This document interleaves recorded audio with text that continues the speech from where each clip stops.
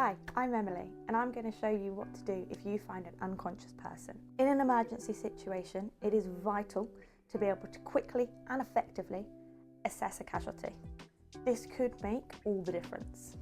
In this video, we're going to take you through step by step of what to do for a primary survey, to identify the response, the airways and breathing of a casualty, and then what to do afterwards as well.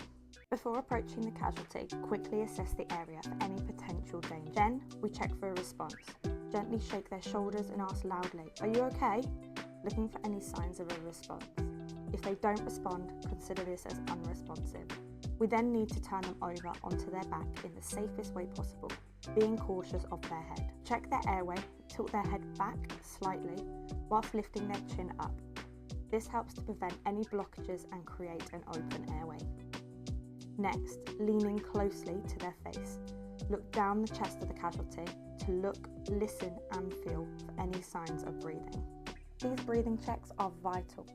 We want to check for effective breathing for up to 10 seconds. When we do this, we are looking down the chest and abdomen of the casualty to identify a rise and fall in the chest. We are listening for any effective breathing, and we want to be able to feel it on our cheek as we look down the casualty's chest. If you identify that they are breathing, we will then place them into the recovery position to allow an open airway. If, however, we identify our casualty is not breathing effectively, we are not going to place them into the recovery position, and instead we are going to call an ambulance on 999 and we are going to be starting CPR.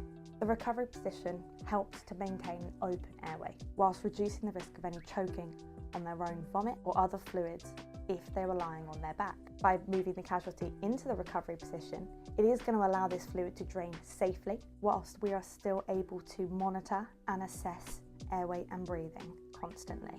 So let's get started with the recovery position. Extend the casualty's arms closest to you in a 90-degree angle. Get the arm furthest from you and place it to the casualty's cheek. Their back of their hand should be on their cheek. From here, you're then going to reach to grab the leg furthest away from you, pulling it up. Pressing down on the knee, bring that towards you as the body rotates, so the elbows are nearly touching. Readjust the head so the airway is open and secure the upper leg in another 90-degree angle so they are stable. At this point, if an ambulance hasn't already been called, we now need to be calling it. Stay with the casualty and monitor their response constantly.